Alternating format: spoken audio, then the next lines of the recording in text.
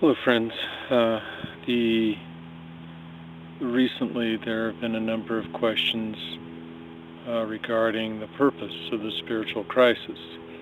Since the last five weekly dialogues have been on the spiritual crisis, a number of people have wanted to know what is the purpose of the spiritual crisis. And to me, there really is no purpose to the spiritual crisis. Purpose suggests that there might be a divine entity, God, Yahweh, Vishnu, Brahma, whatever, who is causing us to go through a spiritual crisis or dark night of the soul. The other potential explanation for the spiritual crisis is in spiritual art and iconography and spiritual literature. Oftentimes there's the metaphor of a guardian, as if demons have been placed before the door of the sacred, or the heavenly domains. These demons have been placed there to protect the heavenly domains. Well, to me, that's just a metaphor for the spiritual crisis. And we may, oftentimes in religion, let's say the dogmatic or the orthodox will oftentimes take their metaphors literally. And when we believe that spiritual crisis has a purpose, or that there's demons placed before the heavenly domains to protect them, we take our metaphors too literally. So therefore, I don't believe that there's a purpose of the spiritual crisis. However, I believe there are causes and conditions of the spiritual crisis. And those causes and conditions have to do with all of us who have not led a rigorous contemplative life, really have a great deal of subconscious baggage, neuroses, and obsessive compulsive behavior disorders. And so as we begin to lead a spiritual life, especially a contemplative life, then we begin to become self-aware. And it's through that becoming self-aware that we become aware of our neuroses and our addictive behavior. And a lot of times that growing awareness of how neurotic we really are can be a horrifying experience. And we are beginning to see our own internal demons.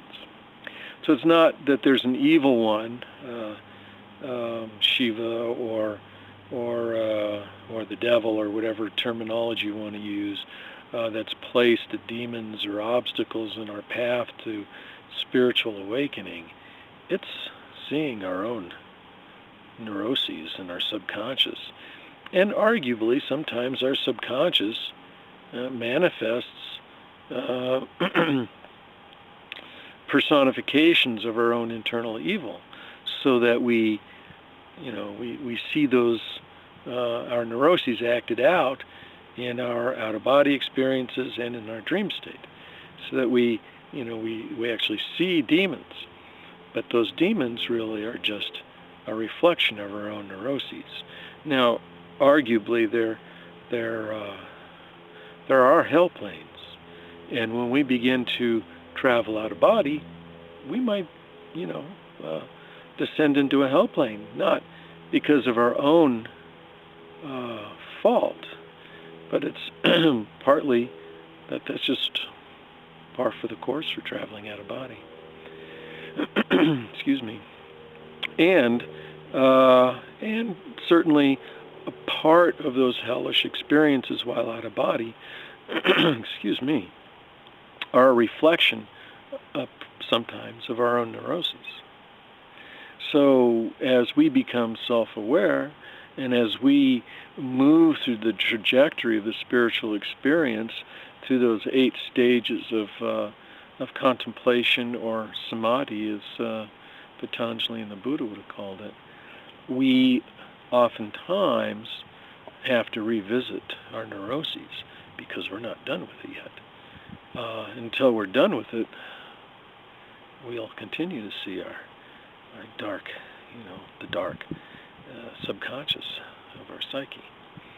But when we're fully cleansed of our neurotic behavior through leading a rigorous self-aware contemplative life, then we're not going to be seeing so many demons, although we may still see a few.